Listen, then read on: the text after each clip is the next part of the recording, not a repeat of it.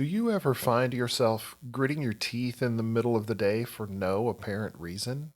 Or waking up with jaw pain that you simply cannot explain? Today, we'll talk about a disorder called bruxism that can actually occur during both wake and sleep. I'm Jay, and this is Somnilopod.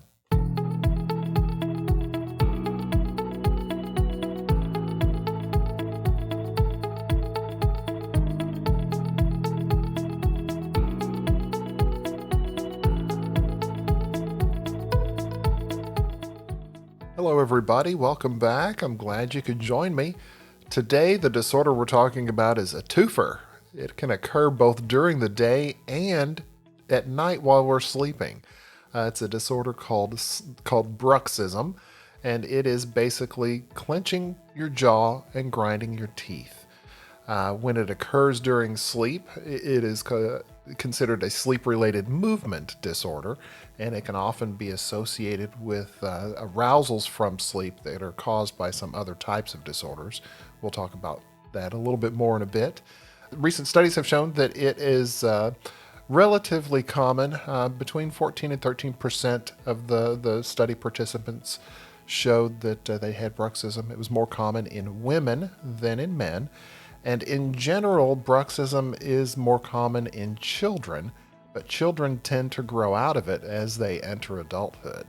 Now, as I mentioned earlier, it is basically clenching your teeth, but some of the specific signs and symptoms that you need to look for and to watch out for would include sounds of clenching your teeth that your bed partner can hear.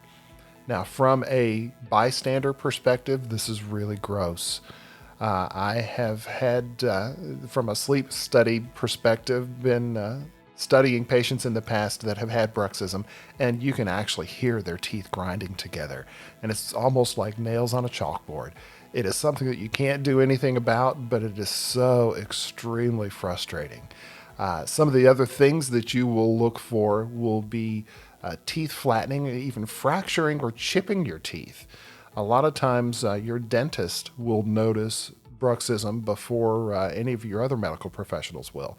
They will look to see if there is worn tooth enamel, often exposing some of the deeper layers of your tooth, which will increase tooth pain and tooth sensitivity.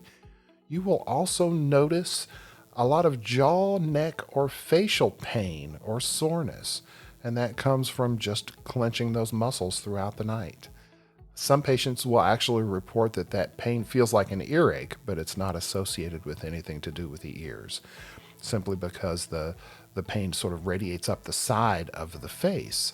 So patients will report waking up with a dull headache along the side of their face, a tension headache. You may also notice damage to the inside of your cheek or on the sides of your tongue, because as that chewing occurs, you may actually clip some of that tissue.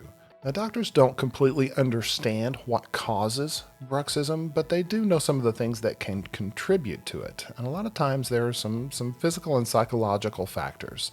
When we are awake, a lot of the factors that contribute to it are emotional. For example, anxiety, stress, anger, tension, frustration.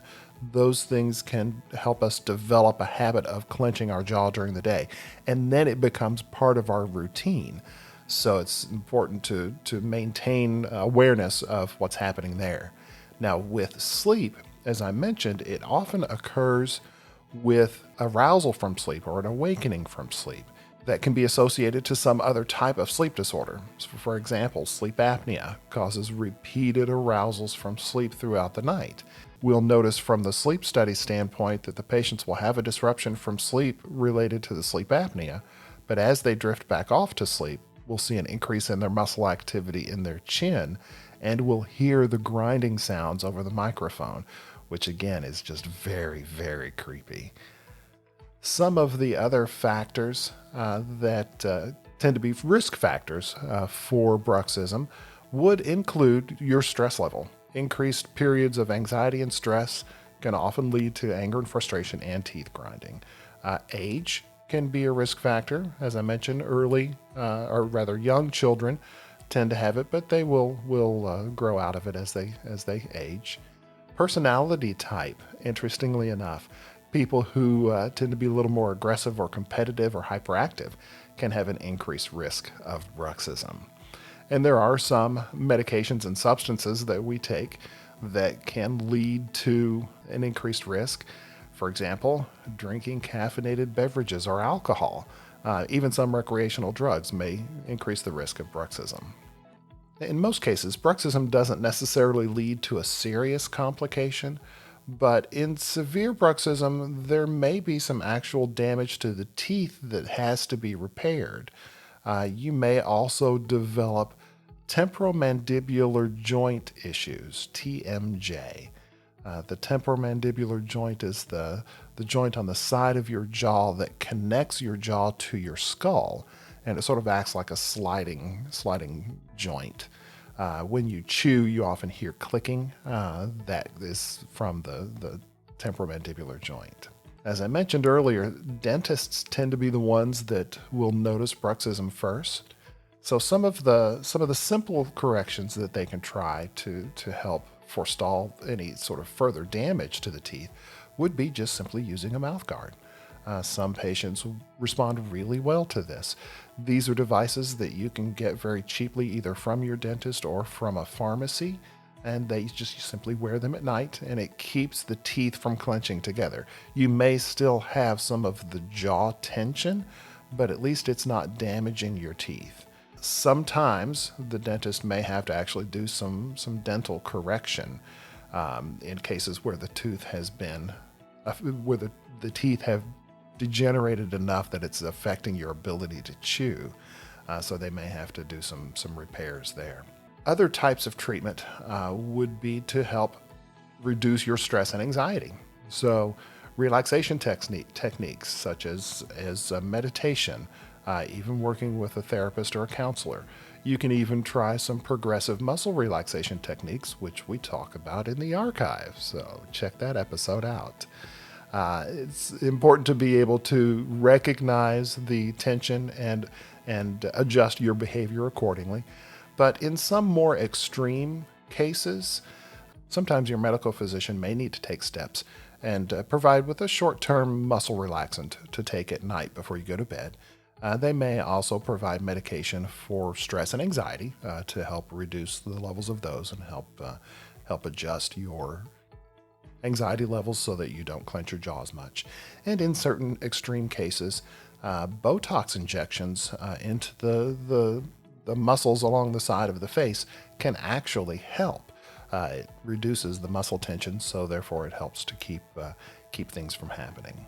As always, if you feel you have a problem or if you feel that this is something that you need to seek medical attention, use this information as a starting point for a conversation with your doctor.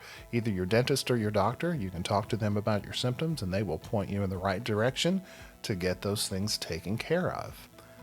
I hope this has been informative for you.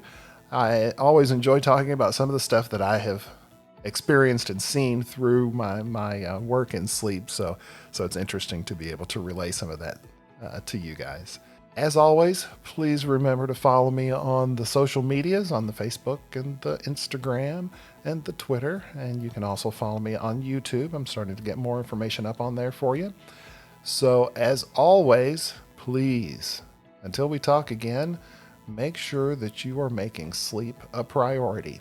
Thanks. Bye-bye.